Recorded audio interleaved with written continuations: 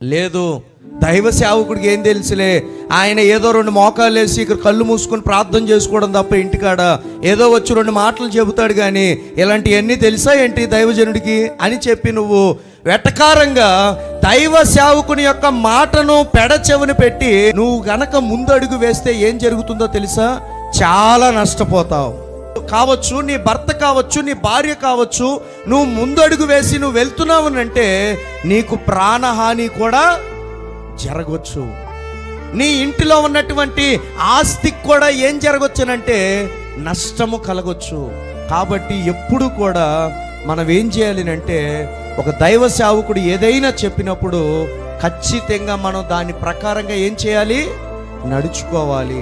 యాజకులు ఎవరునంటే యెహోవా యొక్క దూతలు.